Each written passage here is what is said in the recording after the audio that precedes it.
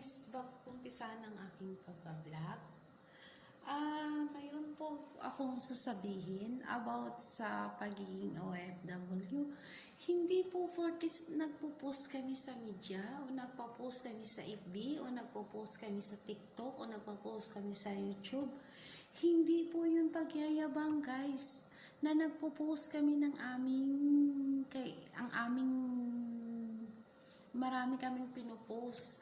Alam niyo ba guys, hindi po yung pinagyayabang ng mga OFW. Ang pinagyayabang namin ay proud kami sa aming pinaghirapan. Kaya wag na wag kayong magagalit kung nagpo-post kami ng kung ano-ano. Kasi, alam niyo ba guys, kasi ito lang yung ang ganda ng pakiramdam na ang hirap-hirap na magtrabaho, dugot pawis, sakripisyo, samahan sa buhay, at paghihinagpis, lungkot at paghihinagpis ang kinakaharap namin dito sa abroad. Kaya wag na wag kayong magagalit sa mga OFW na nagpo-post, na nagsisilpi, nakamanicure, nakalipstick. Kasi ito lang po yung katuwaan namin dito guys. Ipaalala ko lang po sa buong kasi yung mga nakarelate dito, yung mga OFW lang guys.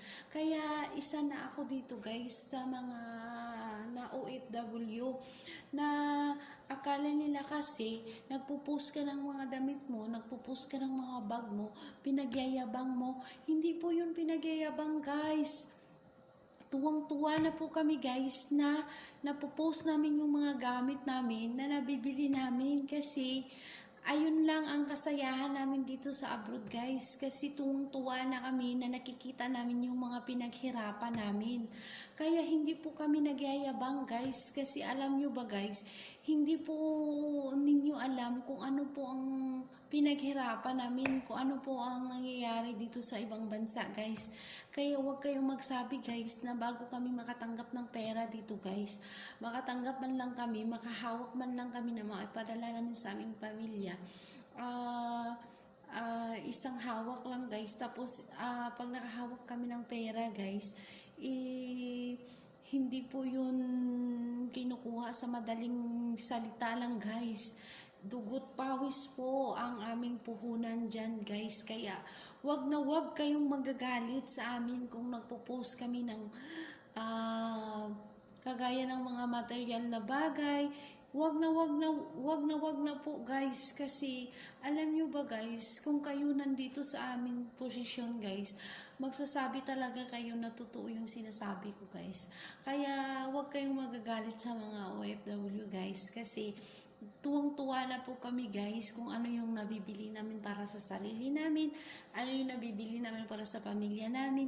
Kaya wag na wag kayong magagalit, at kung ano man yung guys, ipapaalam ko po talaga yung totoo guys, kasi yung iba kasi pag nakikita nila kasi na nagpo-post ka sa media, ang yabang na ng OFW, ang naka-abroad lang, ang yabang-yabang, ikatulong lang naman, taga-kuskus lang ng kubeta.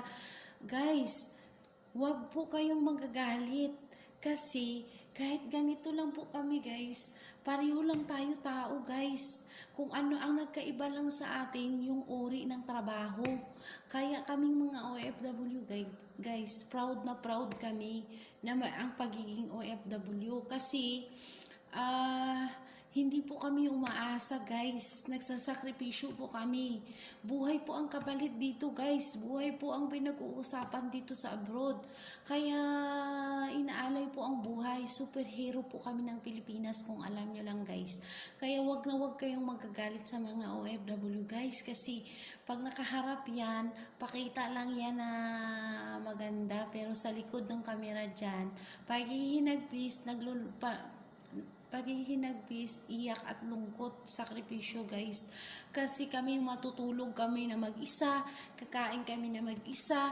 Kaya kung nakikita nyo na tuwang-tuwa naman kami sa media guys, support lang kayo guys sa amin guys kasi pasalamat lang kami guys na nandyan din kayo guys na support kami kayo sa amin. Hindi po kami nagyayabang guys kasi kung magyayabang lang naman kami guys, hindi na kami nag-abroad guys kasi hindi nyo po alam kung anong sakripisyo namin dito sa abroad. Kaya lang guys, ipapaalala ko lang sa mga iba guys kasi akala na purkit katulong lang kami guys. Hindi po yun purkit katulong kami guys. Alam nyo ba guys na pareho lang tayo ng tao guys at saka iba lang yung uri ng sitwasyon natin at saka uri ng trabaho. Kaya huwag kayong maliitin yung mga OFW kasi ito lang po yung katuwaan namin at saka para makaahon sa kahirapan kasi mahirap po talaga kami guys kasi yung mama ko lang po guys talaga naglalabandira lang guys kaya nga ako nag-abroad guys kasi mahirap lang kami tsaka hindi ako nakapagtapos kaya proud pa rin ako maging mahirap guys kaya guys, support lang kayo. Kagyan lang po guys. Sa susunod na vlog, ipapaalam ko na guys kung ano pa talaga yung totoo sa pagiging OFW. So proud Budi, vlogger, OFW. Kaya cheers lang guys. Yun lang ang masabi ko guys. I love you so much and I miss you so much to all people.